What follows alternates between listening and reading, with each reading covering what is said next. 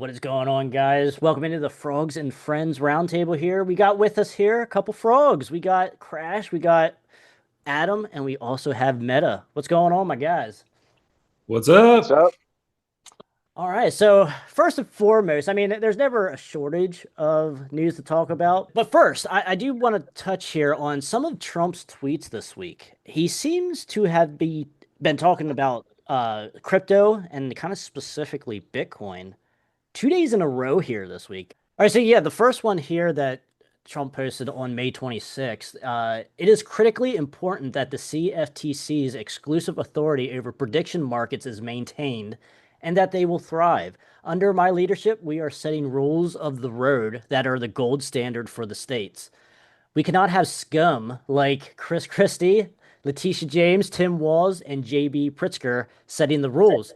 Other countries are after this news or after this new form of financial markets, and we are wanting to remain on top. Likewise, and even more importantly, we were currently the crypto, in parentheses, Bitcoin capital of the world. Other countries are trying diligently to replace us in that capacity, but we will not let that happen.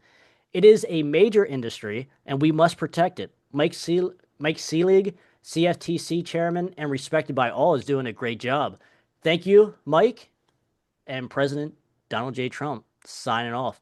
All right, guys, anything that you want to touch on this tweet? That's Well, interesting. I yeah. So, glanced at it, but I didn't realize. so number one, Bitcoin, comma, etc. So the etc. is Snickle Fritz, Mm. but he always calls out Bitcoin separately, right?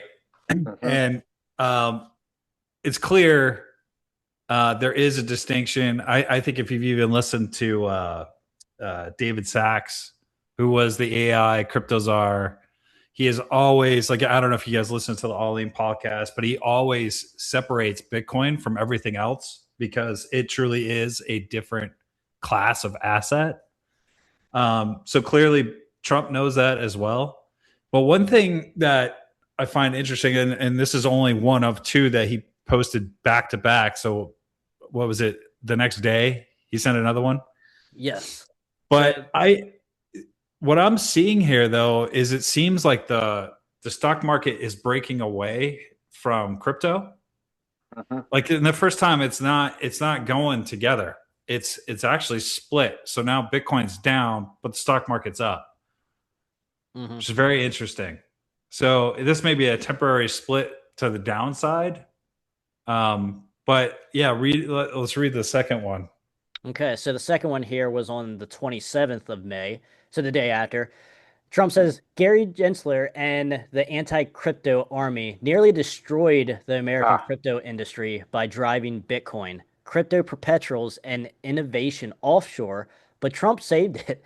America is now the crypto capital of the world, which Trump's been saying that for years now, and builders and entrepreneurs are coming back to the United States where they belong.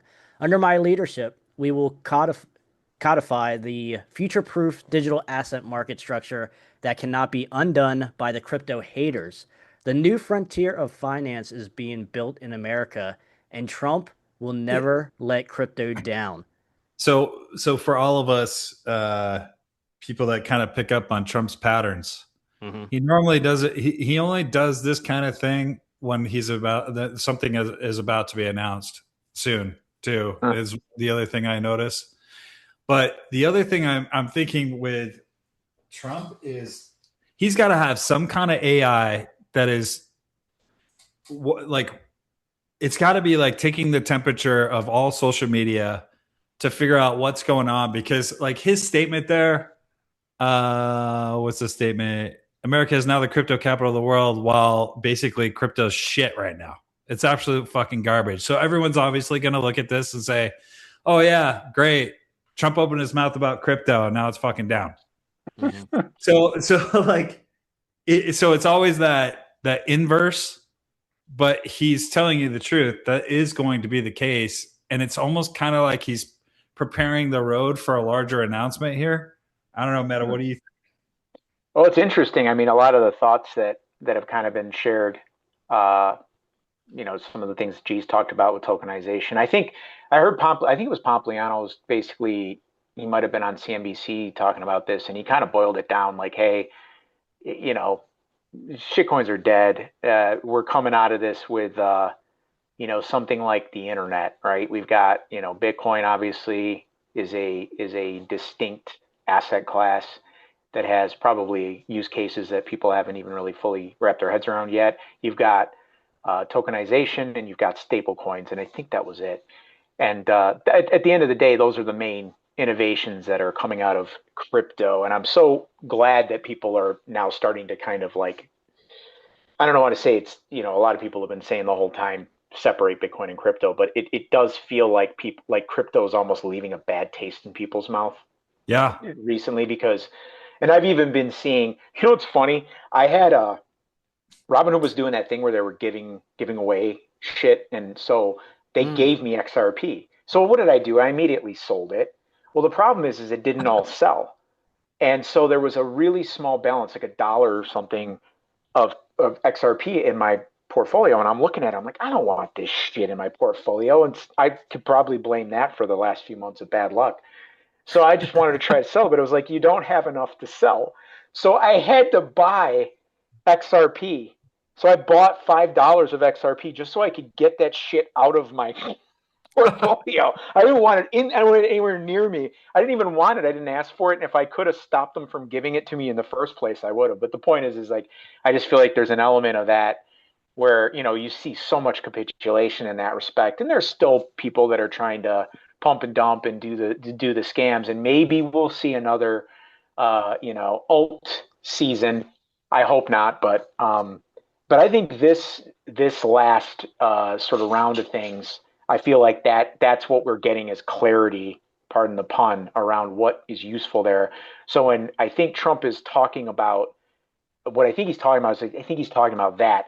And I think and it could spin off into all the downstream implications of what that means, i.e. stable coins, right? So you get away from central banks being able to really crush people of nations like Turkey and African countries. They all have access to our essentially dollars through the new system. It gives us the breathing room we need for the lack of treasuries that we're not going to be selling. So it kind of fits in with that theme. And then you have tokenization, which is, from G's perspective, I think he really could be onto something there. You get rid of a lot of the shenanigans and the bullshit that happens in the 100%. markets.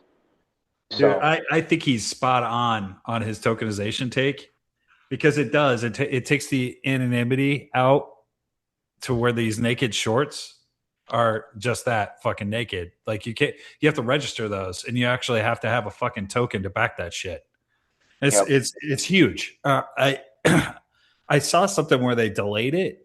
Did you see who was it? yeah, I know what you mean. I saw that too. They said they had to they had to pause it for some reason, right? Yeah, I didn't see why, but yeah, and likely it has. I'm sure it's technical, but yeah, that's coming, man, and that is. I think we're seeing a war behind the scenes here, definitely between crypto and the bankers, and I think this is why this is such a difficult thing to achieve right now, because you have so much pushback from the old world, the old guard to the new guard here. Do you think we'll end up in a world where it actually makes sense for somebody to say, not your keys, not your meta stock? I do, yeah. But I think it's going to be it's going to be simplified. What was someone shared some exchange where it's a payment exchange where you don't even need keys to like transact in any crypto you want. I did hear about that. Yeah. So I think someone shared it on the Misty channel, or no, maybe it was G on the BBBS channel. It was incredible, dude. I mean, like, you don't even have to worry about custodian, like the custodian. You don't have to worry about your keys. It's just you have a wallet and transact in any currency you possibly want and convert it to whatever you want. Yeah, which is going to take the whole IT help desk piece out of the whole equation here, because that is such a major barrier for a lot of people, is just understanding that whole process. 100%. Yeah, I agree. Yeah. Yeah, well, once you start talking about like a wallet, you're more than half the people are out.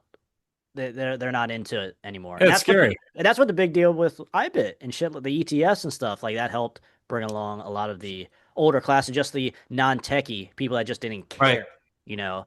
Um, but there's two things here I want to that kind of like jumped out at me on this second tweet here from Trump.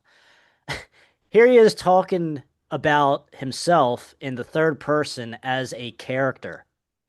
Like, Yeah, that occurred to me too. That's a good. I'm glad to hear you noticed it. yeah, In because he, quotes. yeah, it quotes, yeah, and saying it twice here. And like, obviously, we all think like Trump is like Trump, what we see on TV as the president is not the real life Donald Trump as far as like his personality. Like, he plays up everything, like, Right. Mhm. everything's exaggerated, obviously, with Trump. He's obviously not like that in real life. So that kind of jumped out at me here. And the other thing here is this: the new frontier of finance is Yeah. being built. So to I was it Meta or Adam, to your point of you got these two existing things here that are running parallel right now, Yeah. but this could also mean that they will be running parallel for a long time. You know, I you got the agree. fiat side and also the Bitcoin side space. Um, Eventually, the one will Bitcoin will win out. But like I was telling Meta pre-show, this is going to take longer than anyone wants to admit. This transition, this Yeah. is going to take way longer than anyone wants to admit. Sure, it's awesome if it happens in a year or whatever. That's I mean, as Bitcoiners, we're all for that.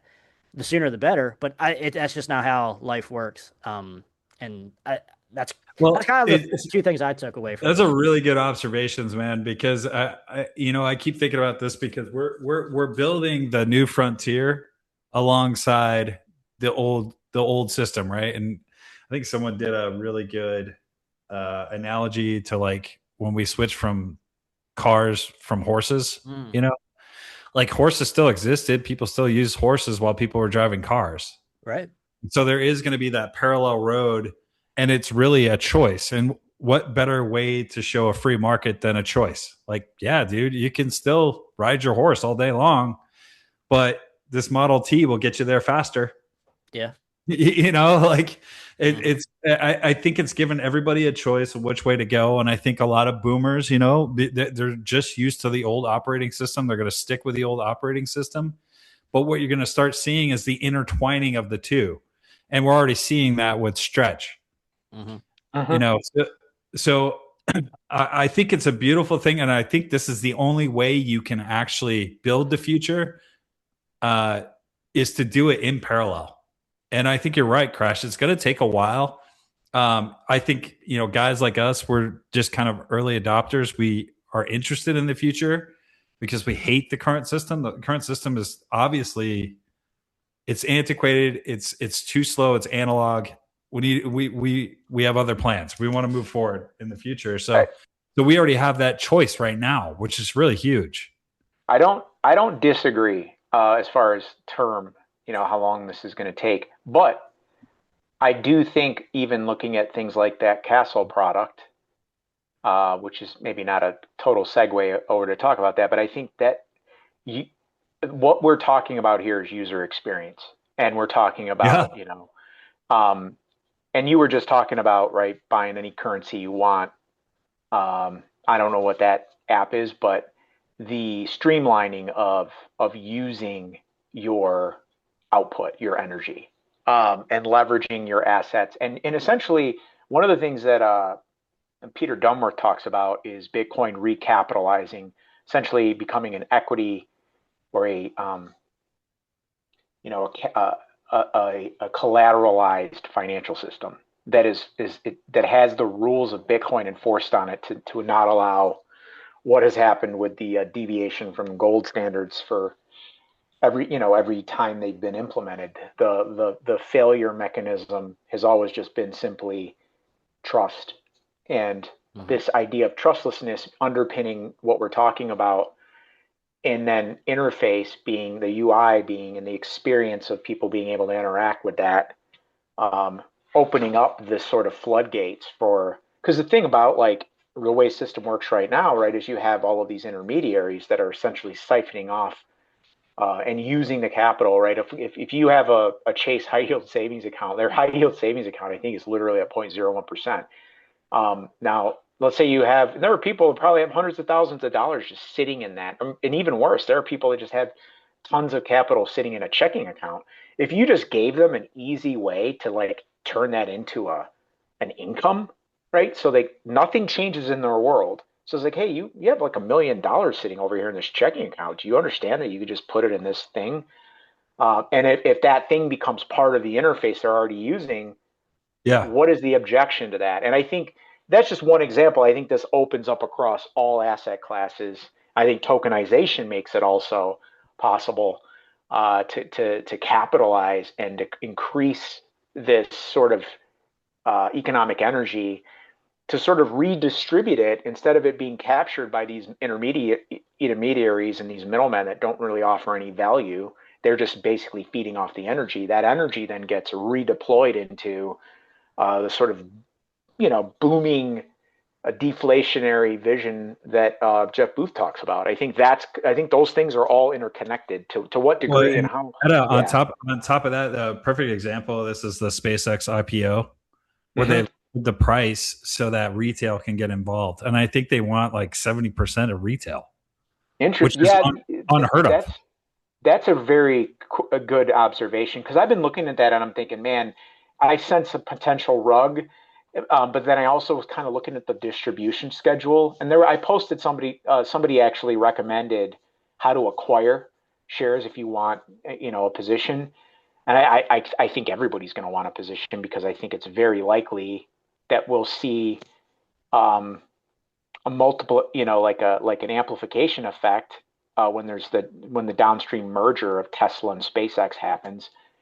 And that's it. What's funny is in that sort of vein of topics, Burning Bright last night, I turned on Devo Power Hour for like, I don't know, 10, 15 minutes, and he was talking about all of the Elon Musk companies, whatever you think of Elon Musk, but like just looking at them through a lens of, being practical, they all seem to play a role in the golden age, right? Like they're all, 100%. yeah, Yeah. right. So I know it's kind of obvious to state that, but the way he said it, it's like, well, you've got a boring company, so I can look at the optimistic potential outcome of that and say, well, that'll be just high speed underground rail, so that innovates travel. As far as like long distance travel. Then you have self-driving cars with AI. You have Wi-Fi for the world, right? There's that Kash Patel clip from Gutfeld, and you could just see all these things coming together alongside of what I just said about the capital innovations, right? That it's kind of hard to look at both of those things and then see how they could potentially overlap with each other and have a non-optimistic view of the future and think that that's somehow our digital cage, right? I Yeah. agree with you Yeah. 100%. Yeah. One other thing about this tweet here, actually two. This one here is a little. I don't know how important it is, but to like certain people, it has in capital letters here a term, future proof, and it's a part of future proof digital asset market structure. But when I keep seeing here future proof capitalized, I keep thinking of the drop, future Oh, proofs past. it's another good Ooh, observation. yeah, that's a really good point. Yeah. So I mean that only applies to some of us, here. Yeah. Some people ain't gonna understand What what what that even means, but what are the most notable phrases, right? correct. Future Of proofs, 17, yeah. pa- Yep. future proofs past, right? Now, Interesting. yeah, and I like that's a whole other rabbit hole we could jump down and dissect. I don't want to dissect too much into possibly nothing. Join the transition transmission. Like, share, and subscribe to Frogs and Friends. To the other point here of back to the frontier of finance, he didn't say frontier of like currency. He didn't say frontier of assets. He just said Mm. finance. And when I use the term finance, that encompasses like literally everything that you do as far as any kind of trade, bartering, or Absolutely. anything, everything. Mhm. Finance is being built. Um, not just currency and asset, because obviously you do have Bitcoiners that say no, Bitcoin's a currency, and you have Bitcoiners say no, Bitcoin's a weapon. Oh no, Bitcoin is an asset. Now all of them can be true at the same time, but finance seems like it encompasses kind of everything there. Any 100%. kind of thought on that? Well, I mean, the immediate thing I think about is Bitcoin being the core collateral asset to finance, number one. But then on top of that, you have the payment rails, and then you have the lending rails. So yeah, I mean, clearly, even with stable coins, you're talking about the very basis of the old world finance, which is treasury bonds that are now being bought and have to be held by stable coins. And then stable coins can then be traded worldwide. So yeah, I mean, you're talking about the entire backbone, the basis of what collateralizes finance in the first place, going on blockchain rails. Yeah. So what, and going back to the Clarity Act and what could potentially happen from there. So the sort of motive, right? And some people say, well, this is a negative thing, right? But if you are having to save and hold Turkish lira, I'm sure you're kind of like, yeah, whatever, give me $1. Yeah, Right? Like I just want to.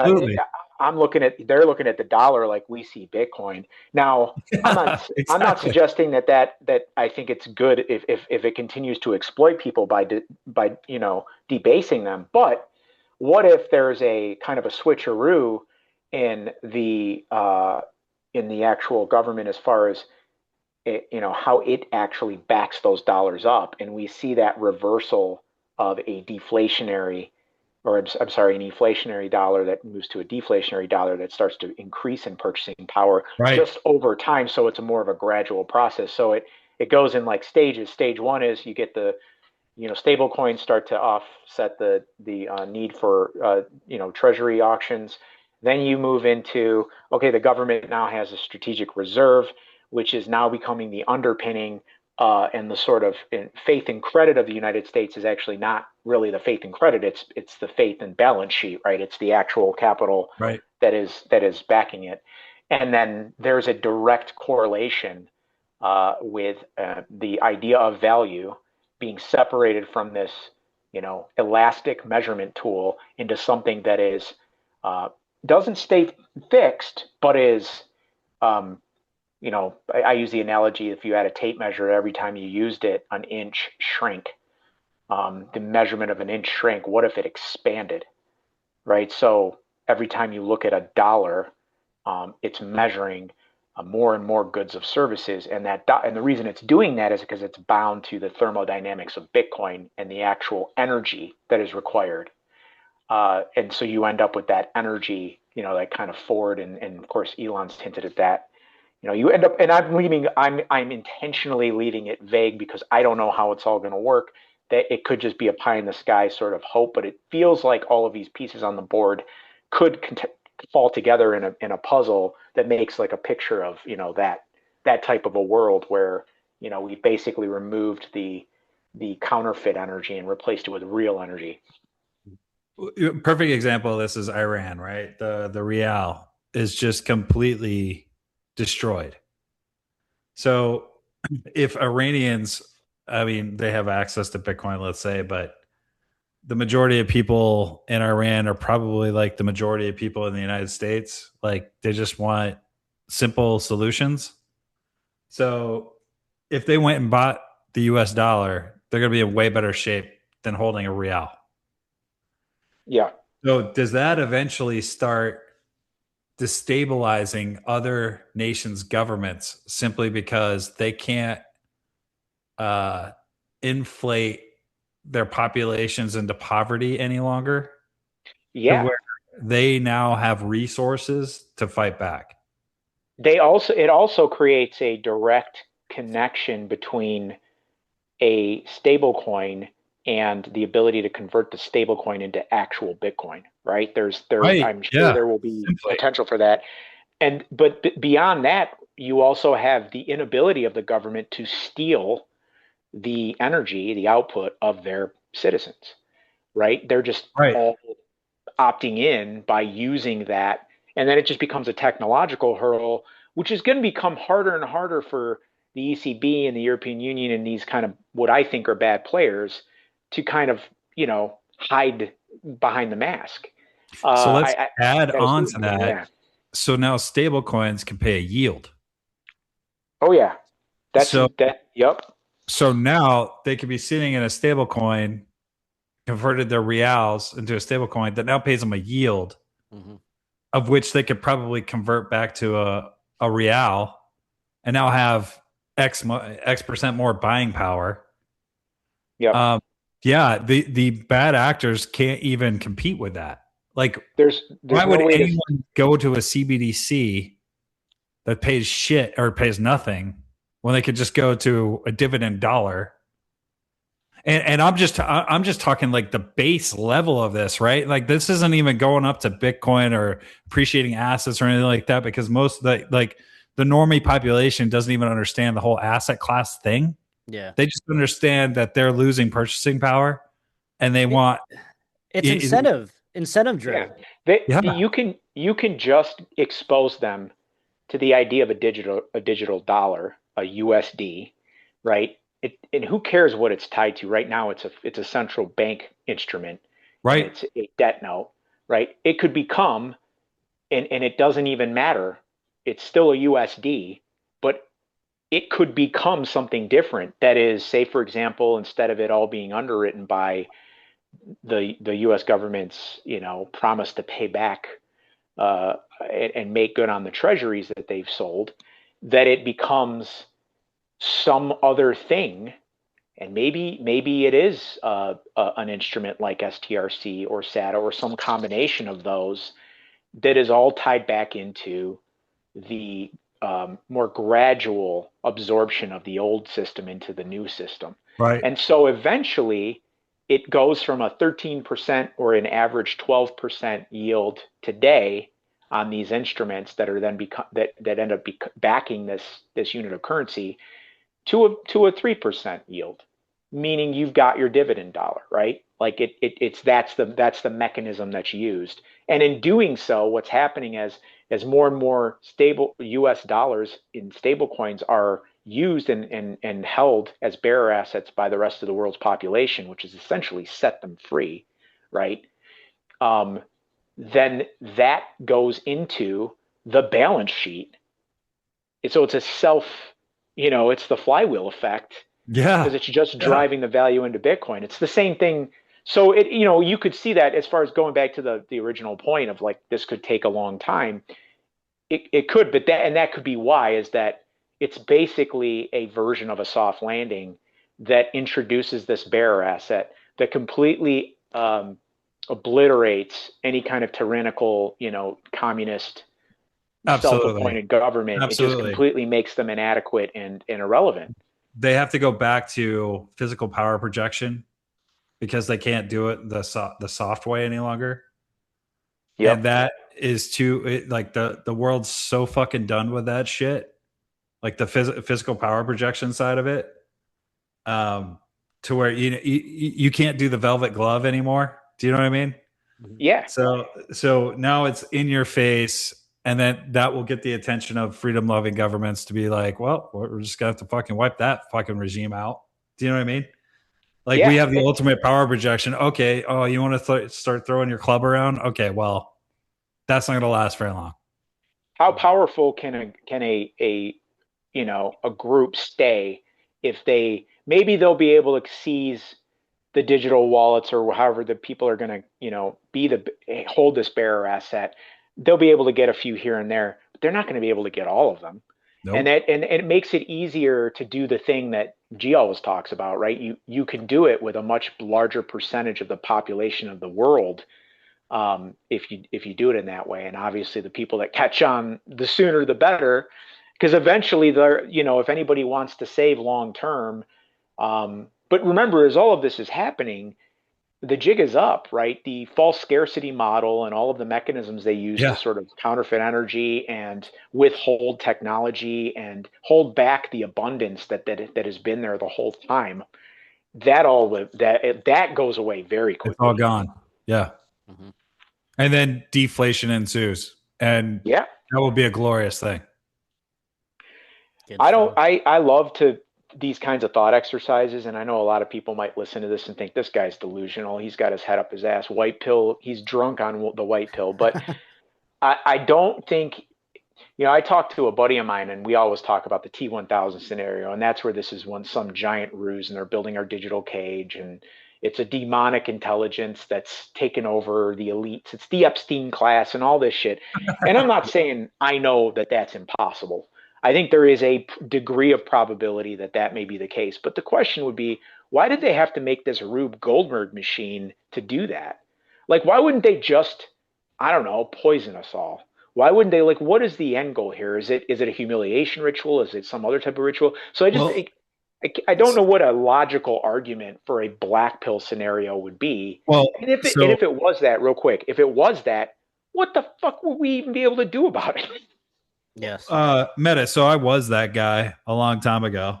Like it's the T2000 scenario. That's what we're running into, right? Mark of the beast, blah, blah, blah. You can go all the way. And then I started thinking about it. Like it really is because we do have an elite that I think that, like an old guard elite that basically got lazy. Like they just want everything for themselves. They don't believe that everyone should be able to share in the bounty of whatever technology is discovered or whatever, right? But they're just lazy, right? They like being able to run around, pluck kids out of the normie population, do whatever the fuck they want with them, and be above the law. And I think at some point, some of them, because this is really ambitious people, right? Like at the end of the day, like to get to those higher tier levels, you have to have this insatiable appetite for everything, and it never ends. Like those types of people.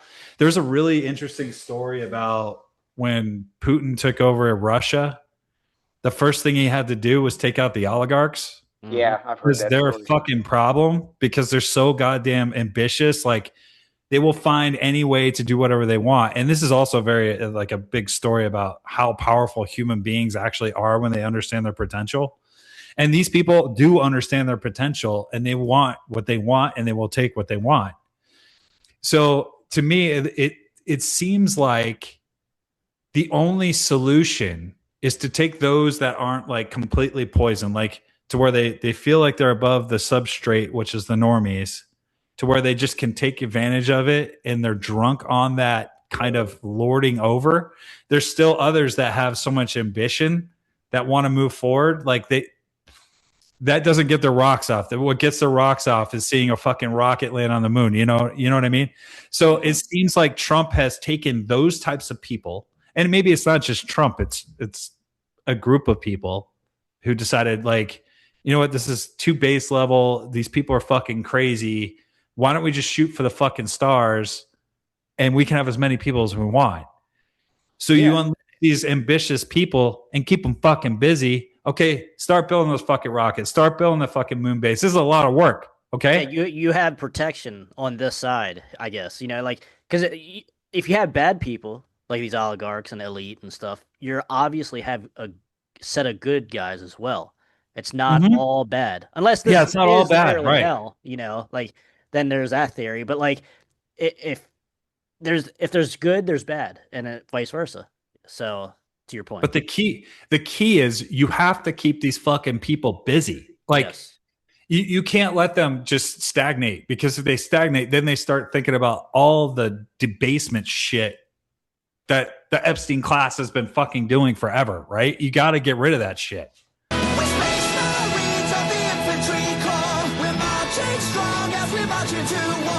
Could the you start working on space?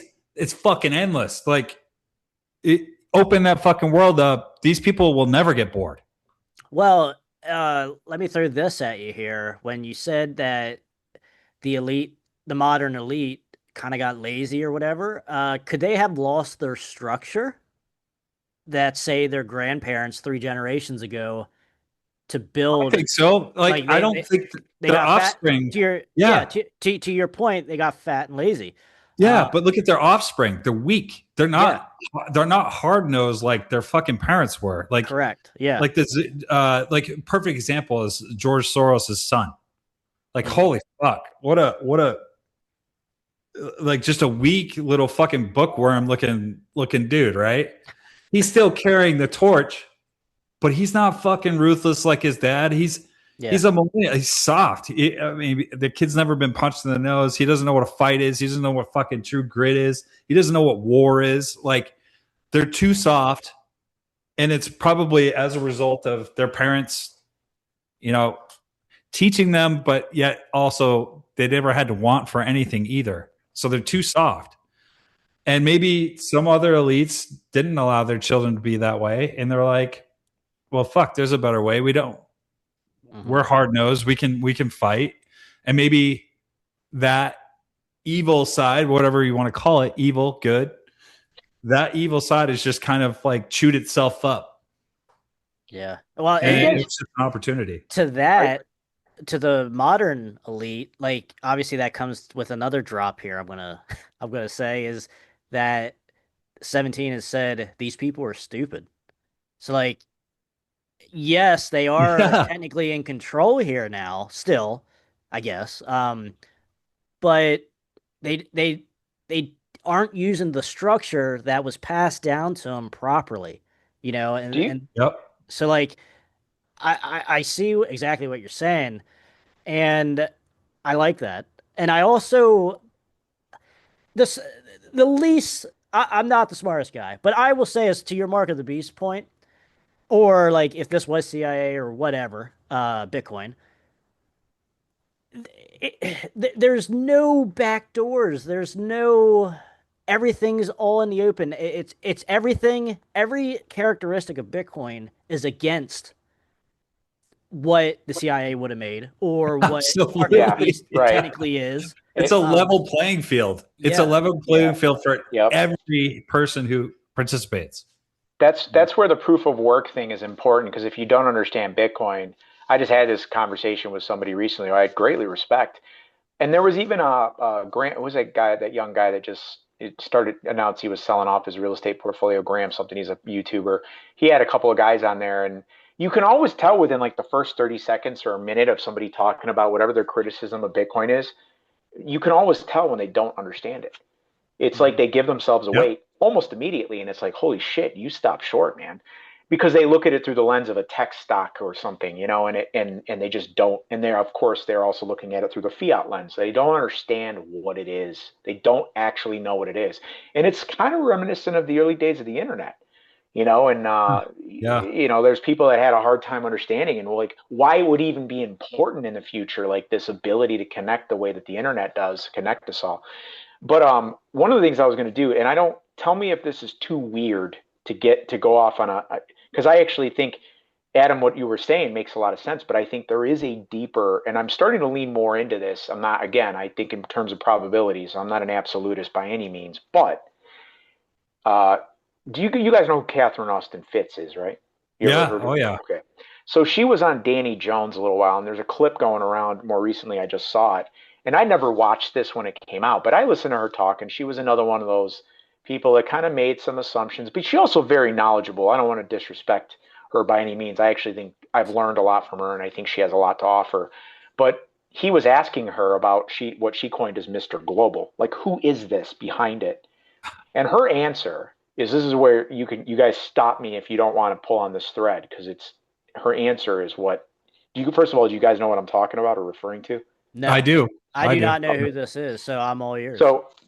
So she was asked who Mr. Global is, and she basically rolled up, like she calls them the Zionist bankers, and people talk about who are these, that seem to have this cross-generational plan for humanity, right? The sort of we'll call them the Chinese 1,000-year plan, the zookeepers or whoever it is. Like, I think it, you could speculate whether it's nation states or whether it's the private bankers, the central banks, the cabal or whatever.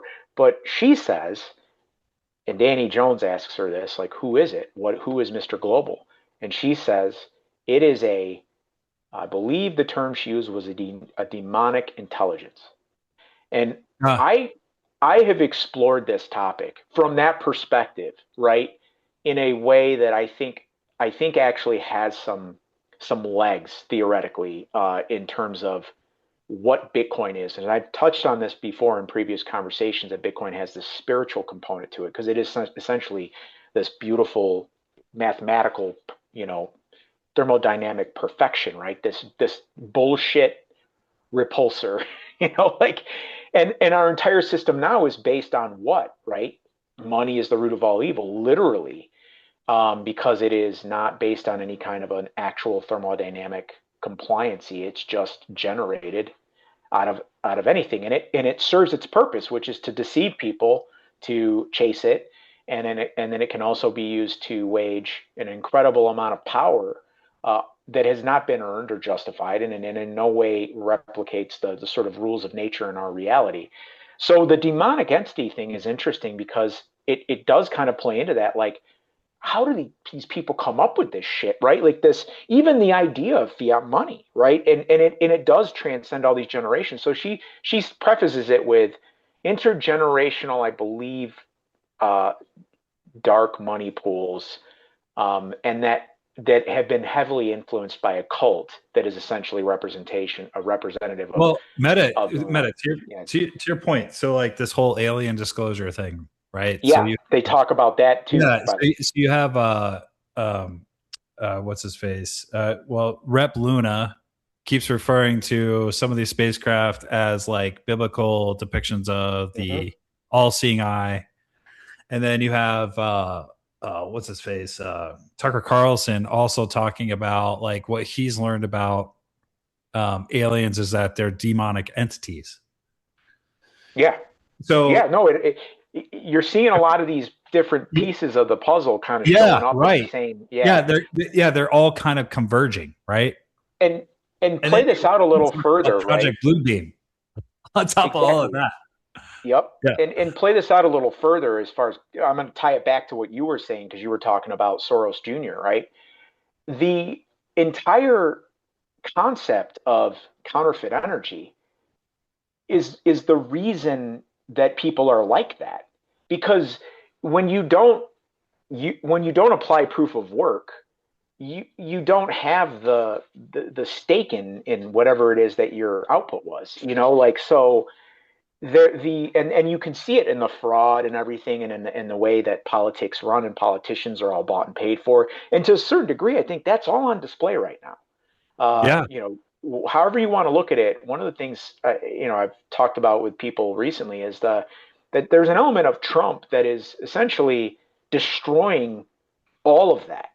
GOP, DNC, it doesn't fucking matter. It's Yeah. all 100%. being, however he's doing it. I don't personally really care because at the end of the day, I think the bigger picture is more and more people are aware of how bullshit this entire setup is, and it's all based on this thing that is. I just don't.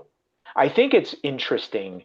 And the other reason I think it's interesting, because I think I've told you guys before, I have somebody really close to me that shared a lot of information. I'm by no means an expert on this topic, but it's the connection with the CIA and all the mind control cults and the mind control aspect in general, and how that has been exploited, even in the way people treat this counterfeit form of energy, right? The prompt engineering that you can kind of see unraveling in people, um, when you can see this sort of structure of their thought paradigm being challenged.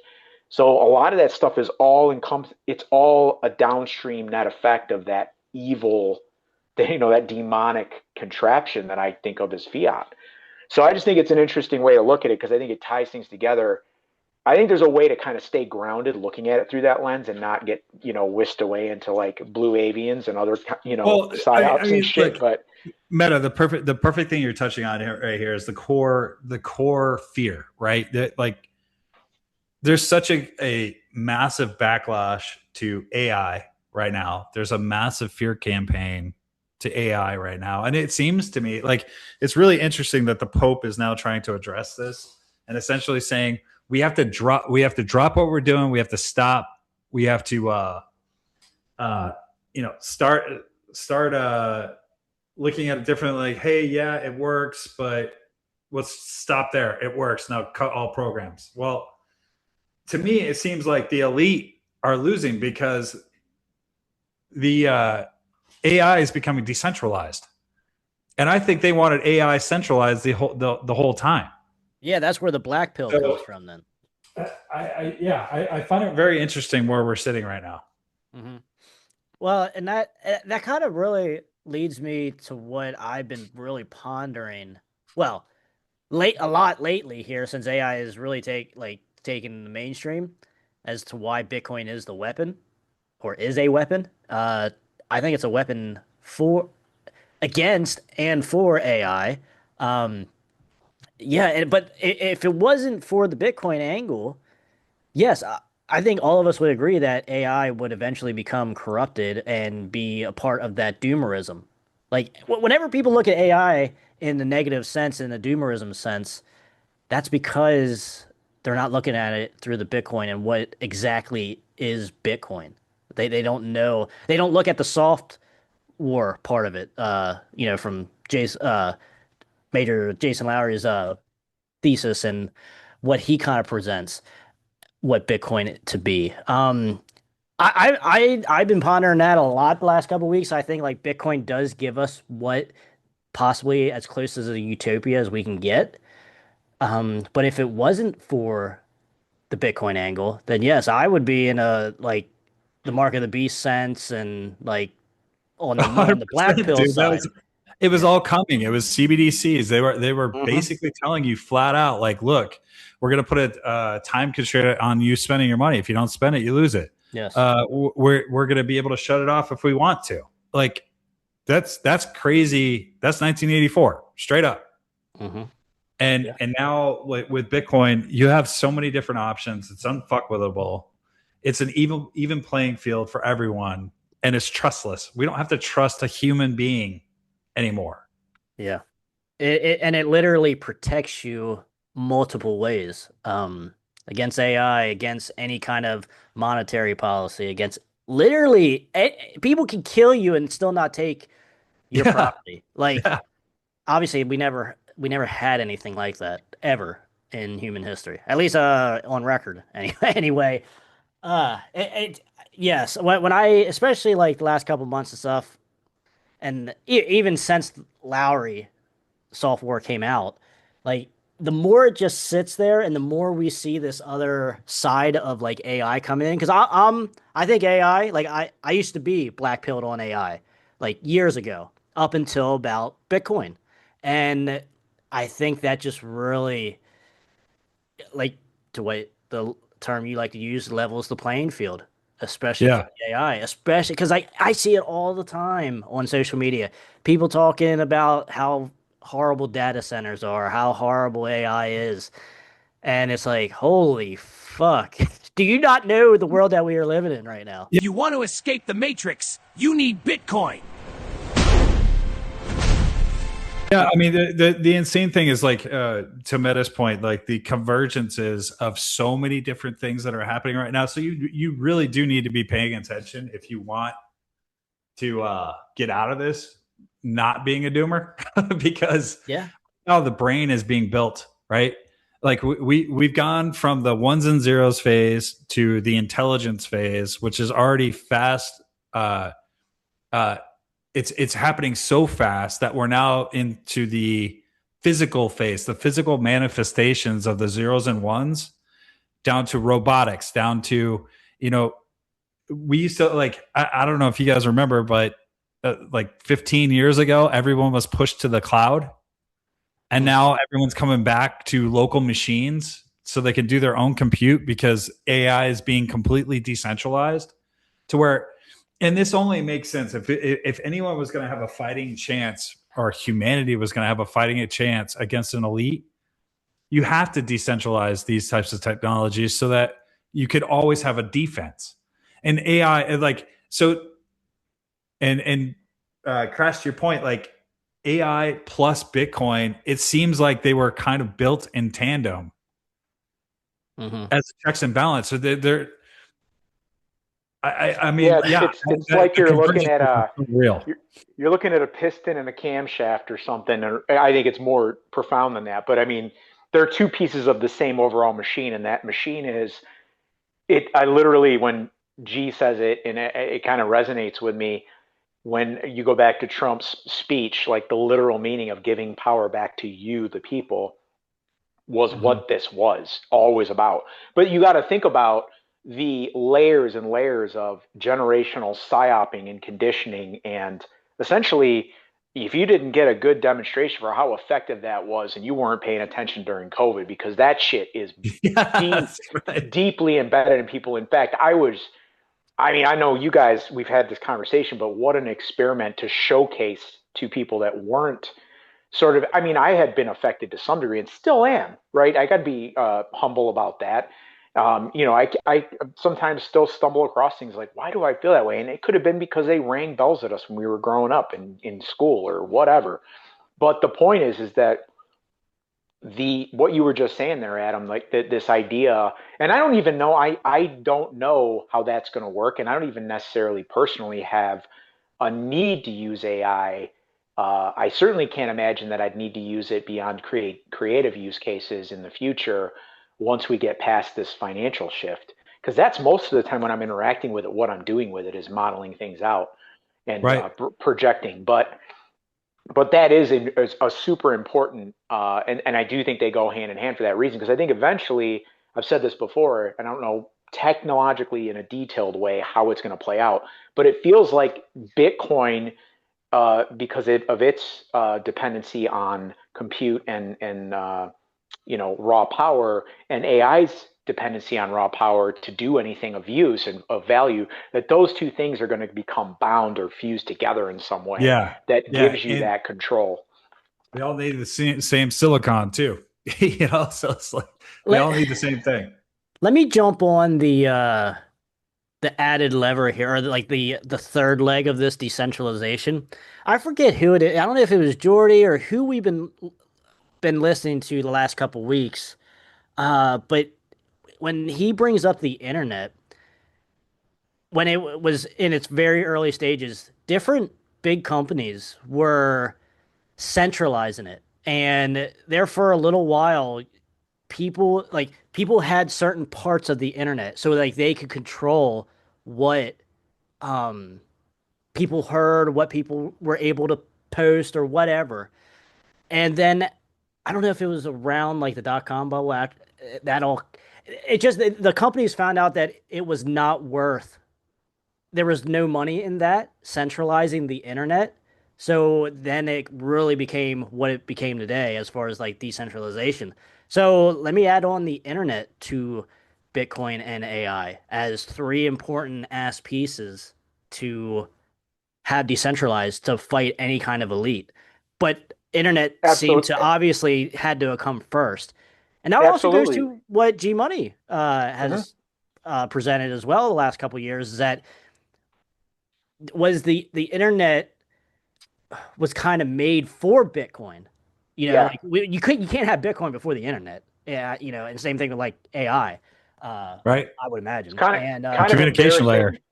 embarrassing, yeah. that I left it out now that you're saying it like that. But yeah, that TCP/IP thing, the Tor piece and the encryption, the SHA-256, all of it.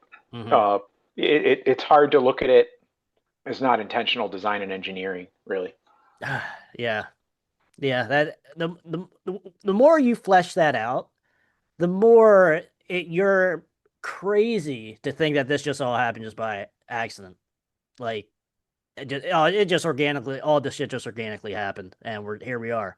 Like I don't know. I guess, Well, hindsight's always so was 2020. this the plan all along, Crash? Yeah, And yeah. Well, this is the big question. Was it co-opted for good versus evil? Like it seems like everything Trump's doing is like a small tweak to redirect what the plan already was. yeah. I guess it depends how far back you want to go. Like, do you want to go back as far as like JFK, like this? But then again, obviously, the technology wasn't mainstream at that point. They might have had it, behind the scenes, but like it wasn't what it is 50 years later. So like obviously this battle between evil and good had been going on for since the beginning of time, we could argue, Right. since civilization. And I think it goes back way further than these past 20 years or even way further than JFK. But I guess maybe to your point, this specific plan possibly, or like what we're seeing here, like the rollout of this plan or like these weapons or whatever. I think it's entirely possible and probably likely, to your point, Crash, that this was all contingent upon certain developments in technology, and that the hurdle was really the amount of time that had to be considered. And I Mhm. do think that the military contingent, whoever, if we can agree there is a group of people that have, um, it goes back to the comment about the demonic entity, right? This cross generational intelligence, this intelligence that existed across generations. There's a similar, and Ab said it earlier, right? If evil, in order for evil to exist, good has to exist, and vice versa. Mhm. So the idea would be that there would always be this divine force, this divine intelligence, which you could say is Jesus and God and the entire um, non-adulterated version of Christianity, um, or maybe it's even beyond that. Maybe there's a whole bunch of it that isn't told in a religious story, and that it's grander than that. But Mhm. what if that is what was behind it, and that these discoveries were made through technological development? And just to have a little fun with the idea, there was a clip, and it could be this guy was full of shit, that you talked about Project Looking Glass. And I've even toyed with the idea of like a realistic version of a military simulation technology that essentially could, just like a master chess player could see all the moves on the chessboard, that you could predict to some degree of accuracy how this would play out. And that you would also be able to lean on that essentially divine intelligence using, that's being expressed through technology. Because like to this very day, we can say, well, that's exactly what fiat currency is. It's a demonic technology. It's a technology, right? That creates this energy out of nothing, because the energy is basically used by the participants of it that have been fooled by it. Are you've basically hijacked their energy with it. So Mhm. I don't know if this is getting too weird, but like I think it makes sense if you look at it through that lens, that the the plan could have been there the entire time as an output, that said that in order to do this, you'd have to overcome certain uh, you know psychological operations that have been generational in nature, culture being used against us, and telling a version of history that that really kind of like consumed people, and that you would have to really be fighting against the ability. It's like even explaining to a slave that they're free and leaving the door open.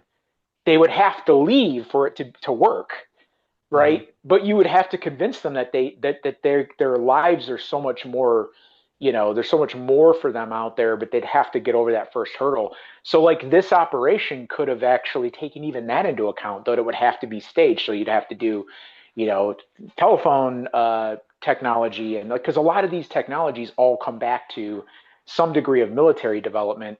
And Yeah, I'm not absolutely. suggesting, yeah, that's all they were developed for, but that they would be necessary components of what needed to have, needed to Dude, be you could built. go to an amusement park, and most of those rides were developed by the military to test G forces.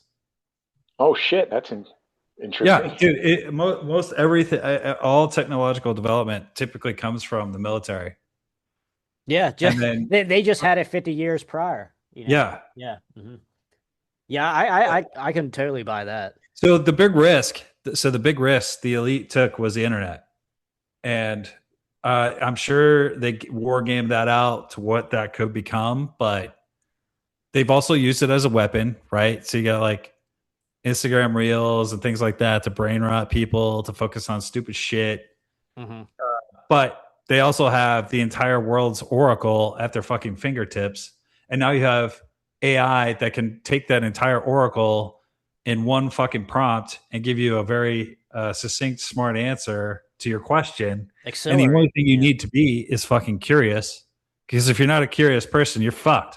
Like in the age we're going into, if you don't question anything, you're in big trouble. Mm-hmm. But then additionally, that is the big risk that they took was, okay, are there enough people, even 3% of the population or 10% of the population, that are going to feel like I like freedom more than I like surveillance, more than I like whatever these plans are, especially like you pointed out, Meta, like we all got to see what a totalitarian state looks like through COVID. But COVID also was a big risk because a lot of people were like, wow, fuck that. I don't want that future.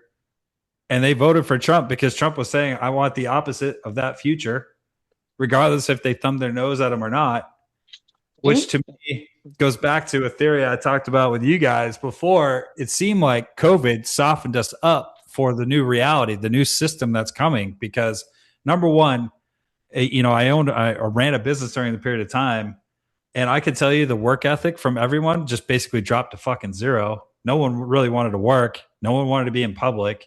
No one wanted to socialize, because if they were socializing, they were stuck with, oh, okay, 6 feet, you put your mask on, or you had to be like, well, I don't believe in any of this shit. And then you had to get into a confrontation with every single person you were with. So that changed the whole the social dynamic. And then now we're moving into the AI world where everyone's worried about being displaced from their jobs. So you almost had to kill that work ethic piece, that social interaction piece, which then some could argue is like we're being atomized so that we don't come together as a group. But really what happened is we all came together as a group just online. You actually find your tribe now. So it's crazy. I don't think I would have found guys like, people like you. See, I 100%. I wanted to ask you a couple of questions about your take on COVID, because I saw it as being, and I think that I've even thrown this out there as a possibility for what warp speed was, is it didn't land. It felt like it was very sloppy and it didn't get executed on the timeline that it was originally designed for. Yeah. But what it did to me was it weaponized me. It turned me into a radical. Like I got fully radicalized. I mean, I live in the middle of nowhere on a mountain now because of that, and I'm gone completely feral. Yeah. I can't even be around normies without offending them within 5 minutes because I just say shit that's true all the time, and it makes it really difficult to interact with people. But you guys have no problem, right? Like I hope I seem like a reasonable person, to you. But that's the crazy thing about that operation, was it really did draw the battle lines. Well, it forced everybody to truth, right? So, what's the base fucking level? Like, I was radicalized just like you. I was like, you know what? I don't mind getting in front of in the face of some fucking grocery bagger because he told me I wasn't wearing a mask, and I told him to go fuck himself. I would never do that prior to COVID. I would just be like, oh, okay, all right. I mean, I would usually say what was on my mind, but I at least soften it somehow. And after COVID, I didn't give a shit, dude. I was like, wow. Like what really shocked me during that period of time was how many fucking weak people are around me at every moment of time. Oh, 100%. Yeah, 100%. And what was so crazy about it was, like, I even avoided talking to people that I hadn't talked to in a while because I almost kind of knew who would and wouldn't be in that camp. And these are people that I would have had perfectly fine relationships with. But when that event happened, it's almost like, but I'm sure there's some people out there that I'm afraid to talk to because I don't want the confirmation, like I'm kind of like, I'd rather just remember them as pre-COVID versions of themselves and, just like deal with if they reach out to me, okay, maybe at some point, but they may have misjudged me and thought, oh, that guy definitely is wearing a mask and got the Johnson & Johnson tattoo. Yeah, exactly. Yeah. So you didn't change the DNA. So fast forward from there, then you go through what I would call an ego death, right? Like, so whatever life you were living before, it was go along to get along. You now become someone who's very more true to yourself, because you understand that these people actually don't give a fuck about you. They give a fuck about the protocols, following the rules. Well, that's not someone I want to be around, right? So you have to literally change. You have to get actually to the base of yourself and be comfortable with yourself to be able to face the world at that point. So I think there's millions of people that already went through that process, but there's still millions more that are just living in denial. And they know that those shots that they took were not good for them. They know it, but they'll never tell you. Mm-hmm. But you just have to move on. I mean, so anyway, like that's the softening up. I think that was the force good people into being themselves. Number one, start living their life based on truth. Number two, because we're going into a trustless society. We're going into a society where there is one base truth, and that's proof of work via Bitcoin, which could go back to Bitcoin's the second coming, which is also a crazy concept. But if you really think about it, it is the only source of truth that sits on the earth right now. Yeah. Well, yeah, current fiat money is the furthest thing from godly. And in heaven, you got gold and precious metals being walked on as like the road. Yeah, and decorations. So that tells you how valuable gold and precious metals really Dude, are. I don't know if you noticed Trump in his White House press briefings, like how much fucking gold's on the walls and shit. Like that's yeah, I mean everything. I mean, like I think even his Trump Tower fucking penthouse is just gold everywhere, right?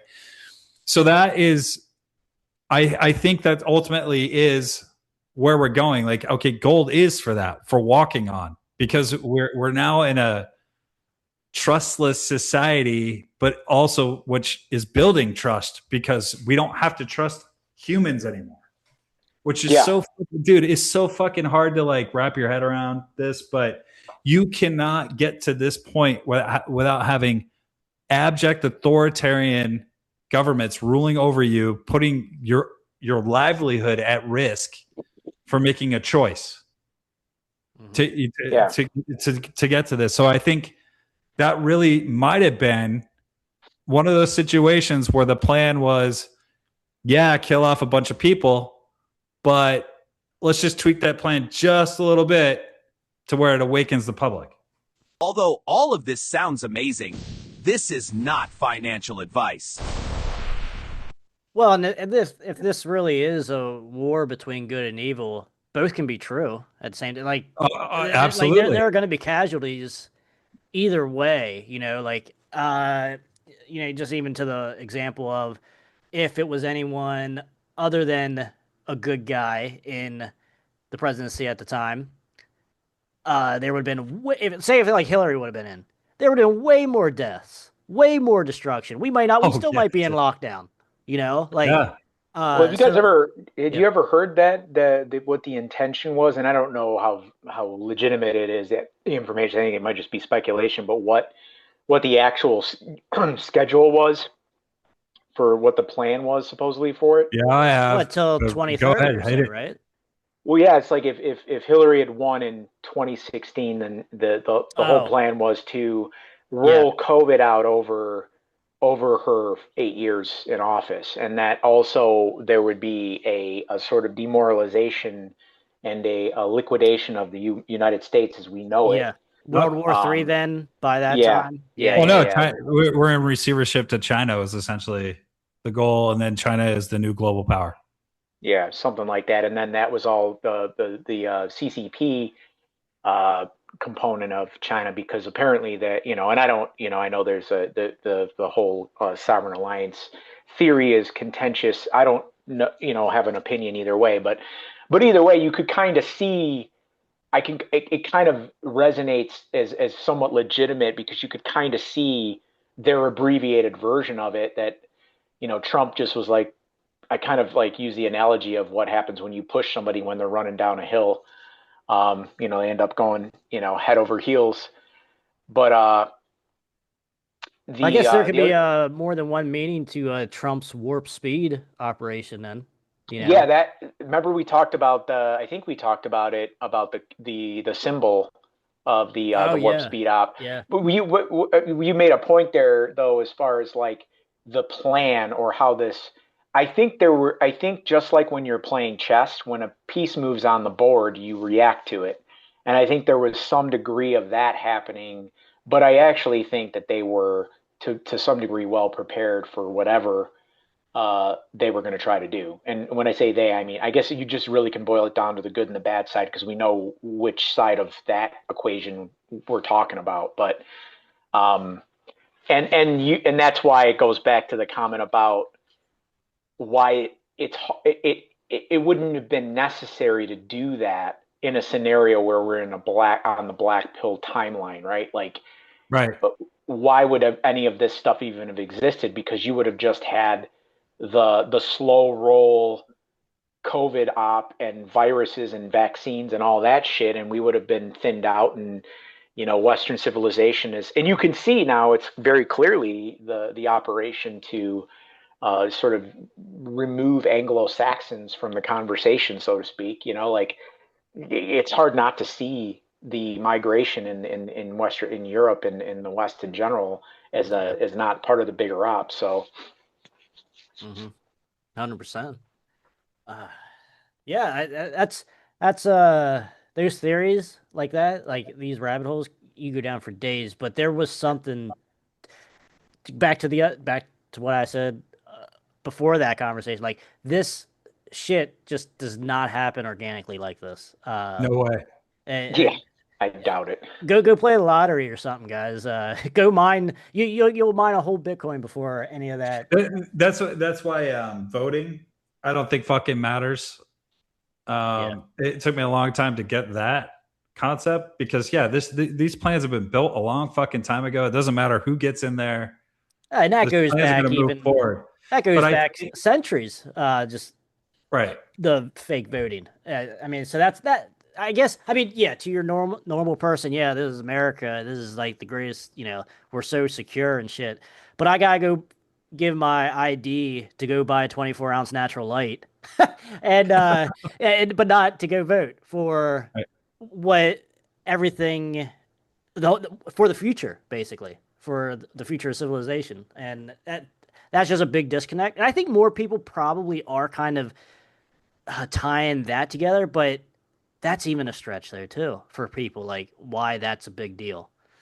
So I don't know. Yeah, I mean it's civic duty, right? I mean you're built to believe it's civic duty, but when you start opening your eyes to just the obvious facts here, like why the fuck do these people not want IDs? Like even Democrats is like 80% of Democrats want fucking IDs. Like it's like, dude, like Yeah. okay. Yeah. So yeah, but anyway, like regardless, the whole reason I brought that up is because after COVID, it was almost like a referendum voting for Trump. Like, forget Trump. Doesn't even fucking matter. It was a referendum on what happened. It was like, no, we ain't gonna fucking do this shit again. Do you know what I mean? And I voted for that. I was like, yeah, no, Trump's the opposite of that. Whatever we just went through. Will I vote again? Probably not. Mm-hmm. Yeah. I don't think we're gonna need to. Well, and that's the thing. I think even to Trump's tweet that we started the show with. He's like, we're doing this here now with the crypto Bitcoin and the finance, like the terms of the frontier of the finance. So no one can come in here, no bad actors can come in here and reverse it. So Right. that to that point is like, yeah, this 4 years after this term, I don't know if we can see things pre-Trump, like take place. As far as like bad actors like taking shit like for another example of like executive orders, how like Biden comes in, erases everything that Trump did executive order wise, and vice versa. When Trump comes in, took everything Biden away, and so like that kind of tells me that Trump team cabinet or good guys is like, yeah, this Clarity Act is, or we could, it's even bigger than that, but like the Clarity Act is a Rules of the big road. piece. Yeah, it is a big piece here for the future. And I by think yeah, go ahead. I think to key on something Adam said and to tie it to what you're saying right now, Krash, I actually think that all this shit is proof of stake bullshit anyway. At a certain point, it's going to be bound by the base layer of Yes. thermodynamics. Now, that's Absolutely. hard to imagine, but like, I actually do think there's a purpose for voting in the near term. At least I think the optics of voting is what is being talked about. Yeah, good point. I Exactly. don't The optics. I don't think your vote ever mattered, and I mean I know it didn't matter, and the system is just meant to make people complacent, and really that's it. And it gives people a reason to say evil shit when people of a country get murdered on behalf of their government, and it's like, oh, they voted for it. It's like, did they?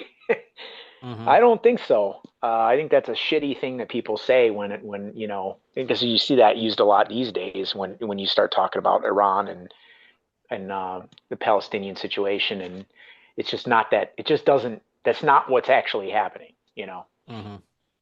Right. All right. Yeah. Good deal. Good topic. Good topic. Where you guys want to go here next? You want to touch on? You guys touched on a little bit on it earlier in the episode, but you want to touch on a little bit on the castle side? Want to talk a little bit about Stretch and Sata, what they're doing? Well, Where you I guys guess want to go? start with Stretch and Sata. So look at Sata's print today. That's crazy. It did drop Yes. below par for like, I don't know, maybe not even 10 minutes. Yeah, it dropped to 99.99. Beautiful. Yeah. So you know what the story is? That Stretch having a hard well, time. yes. Now I believe on Tuesday, Sata was able to buy 500 Bitcoin. Yesterday it was 800 Bitcoin, and then today, Thursday, it's they broke 1,000. Like Wow. these guys are gonna Strive is going to double their Bitcoin probably by the end of the year. Like this is like that Sata is eating Stretch's lunch here.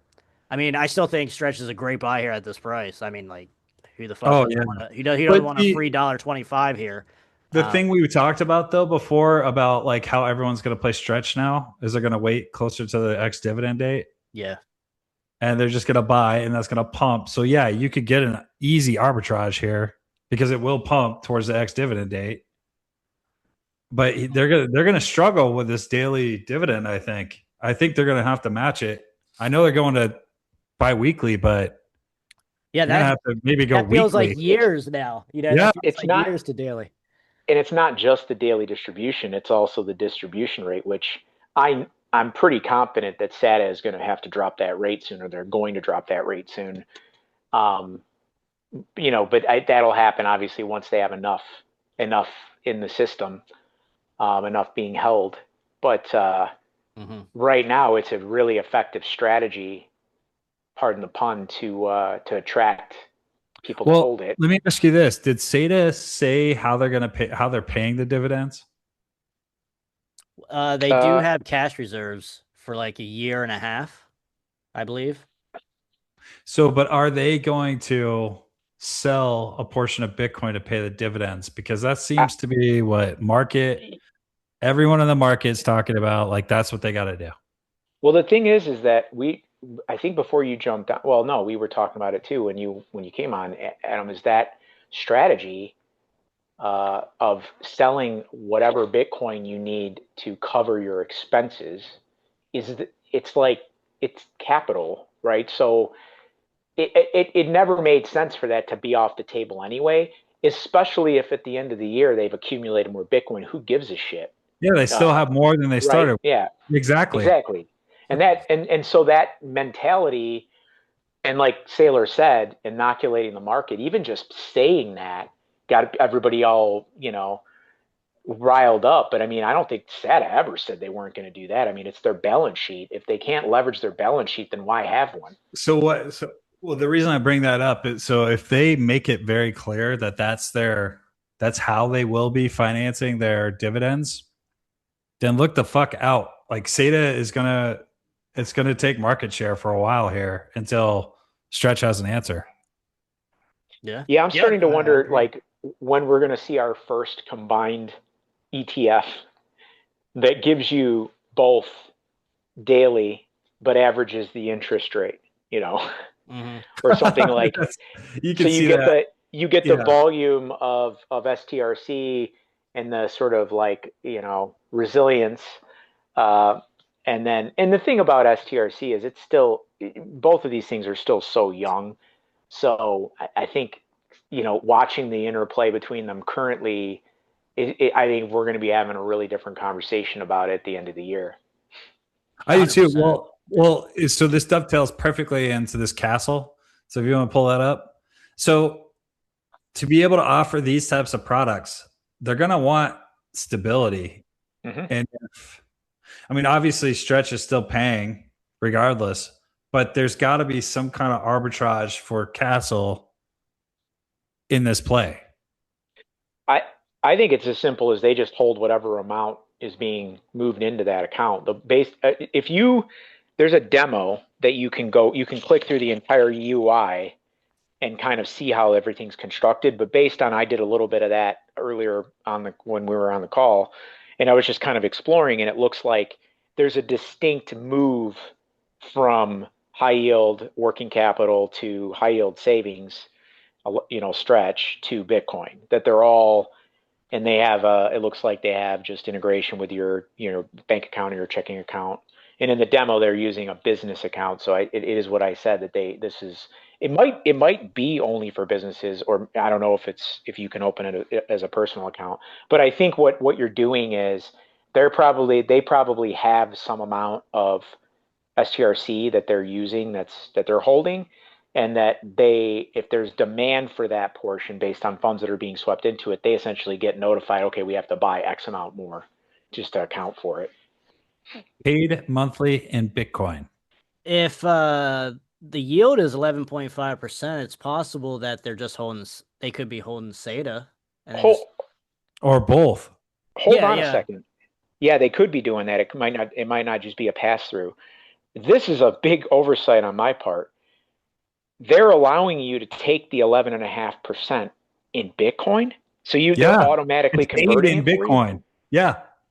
And sorry, I did look this over as well. It says here for the high yield tax deferred treatment via Stretch.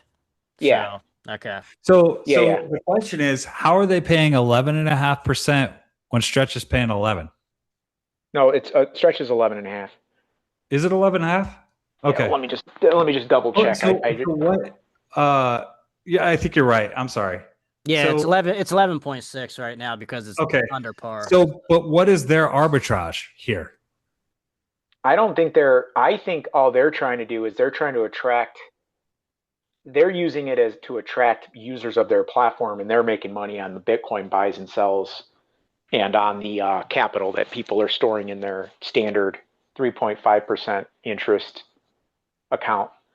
So I'm assuming they're like a fintech company and not an actual bank. And that could change, right? That is subject to change. 11.5. I wouldn't think that's set in stone either. It says earn up to 11. I mean, wow, reserves backed by short-term U.S. Treasury is never fractional. that's very common for this type of a thing, and that's probably regulatory. It's ironic too, isn't it? That they're forced to. That's why when you look at a lot of the ETFs, that's what they're holding to. Okay, so you think that basically they're just trying to build their customer base at this point, and then they're going to offer another product? Well, I think the incentive for them to offer a straight pass through of 11.5%, even if they offered 11%, it would be appealing. And if they took a half for themselves, Right. I don't think that's off the table in the future, though. Is just from a business model perspective. Personally, I'm not interested in that because I would just buy it directly and hold it in my brokerage. But I could see a lot of other people not caring because this user experience, and I highly recommend you use the demo and play around with it. It is very clean and very straightforward. Interesting. Yeah, it's a very nice, like my dad in his 80s could use it. yeah. Holy shit. Well, so this is exactly what we talked about before, is banks utilizing Stretch and Sata to build high yield savings accounts. I mean, it's such a easy transition Mm-hmm. for people who just don't understand equities or don't touch the stock market. They're just like, well, my money's sitting in Wells Fargo. Why not just shoot it over here and make 11.5%? Now, Yep. when it says, you might be right with the business aspect there, Meta. Like you might have to be a business to, at least for this link here.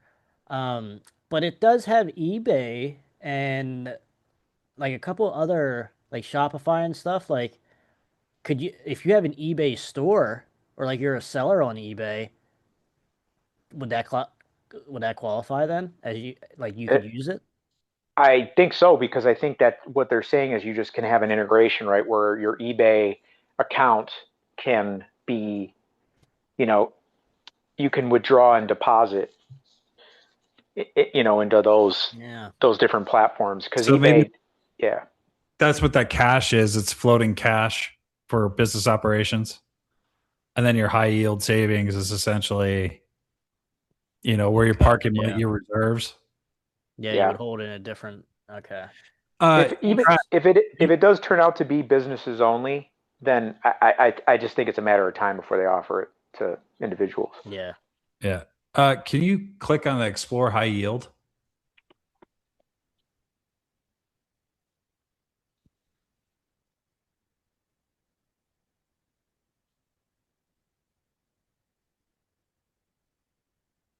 So up to 11.5%. Where's the catch? Where's the catch? Back to 100% by So it stretch. is all stretch.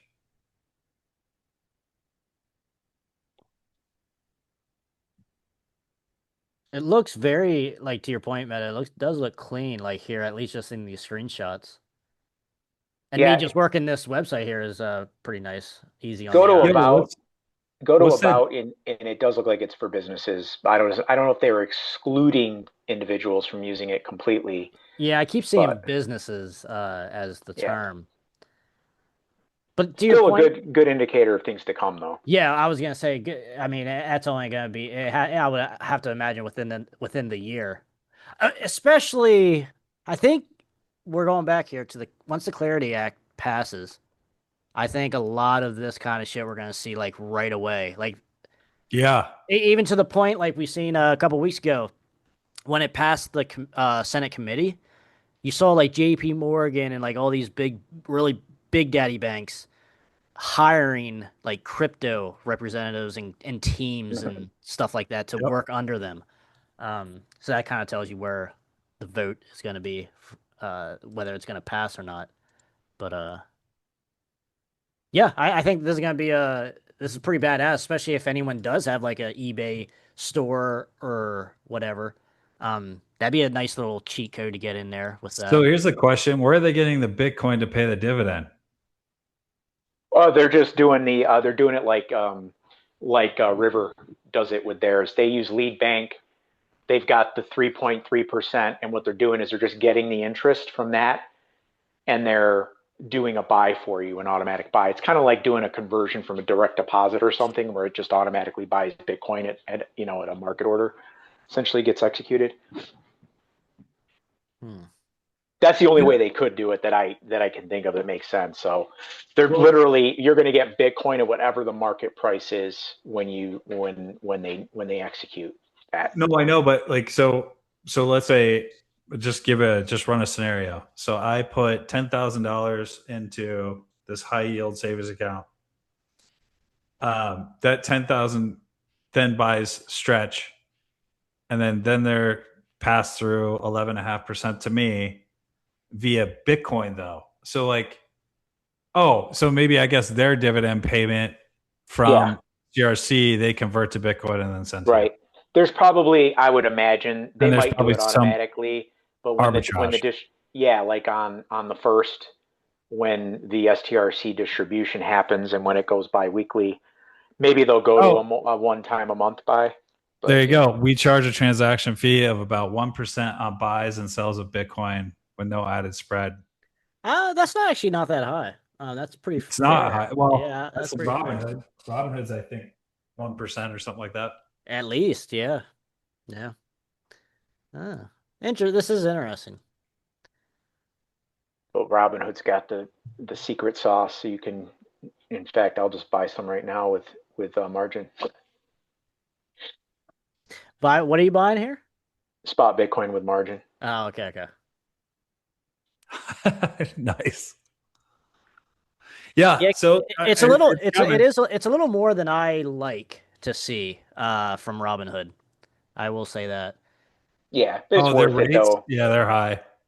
I mean, you could always take the USDC out and go buy it wherever, Kraken, Coinbase, etc. Coinbase actually has pretty decent rates, especially if you're a Coinbase One member. But I still am not a fan overall. It's a shitcoin casino, man.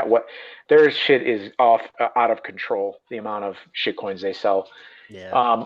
Or my preference would be to send it to River, but River doesn't have stablecoin support yet. I think they will soon.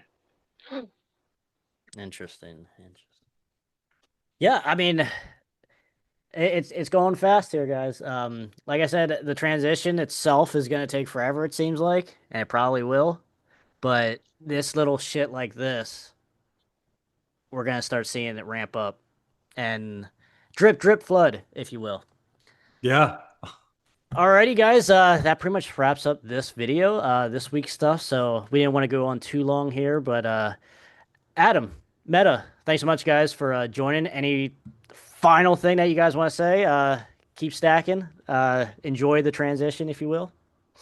Yeah, just stay positive. It's gonna get better. It's tough. Any type of transition is gonna be tough. So just I don't know. Be grateful for what you have today, and hopefully you have more tomorrow. That's it. Yeah. Buy during this clearance, no doubt. Everything's on sale right now. So, alrighty, guys. Thank you guys so much for watching. Let us know in the comments some of your takes on the topics that we talked about today. But until next time, that's Adam, that's I'm Krash. Stay out of that collateral damage. And I hope you enjoyed the transmission. Let me recap the Q&A. Too good to be true, bro. Let me tell you about Bitcoin. Turn it up. Business as usual, candles go red. Timeline screaming, we just nod our head. Business as usual, no despair. All we really want is Bitcoin per share. Not too fast, not too slow. Let that orange engine go. Not too fast, not too slow. If the stack keeps growing, let it flow. Digital credit, digital flame. Old Wall Street still learning the game. They say, wait, how you pay that yield? We say, Bitcoin, baby, check the field. Too good to be true. Let me tell you about Bitcoin. Too good to be true. Hardest money, no weak coin. Bitcoin per share. Bitcoin per share. This business as usual. Orange everywhere. Yeah, they call it magic, not as math with drip. Orange coin under the whole damn ship. Waves hit hard, but we don't bail. Flex, don't fail. Ride that gale. They panic sell. We calculate. They refresh charts. We educate. They ask, is this some kind of trick? Nah, bro, it's credit with a Bitcoin kick. Do no harm, protect the chain. Flex through pressure, rise again. Do no harm, protect the chain. Run it back, run it back, run it back, run it back again. Let me tell you about Bitcoin. Too good to be true. Hard as money, no weak coin. This business as usual. Bitcoin per share. Business as usual. Orange lights everywhere. Too good to be true? Nah. You just got orange pilled.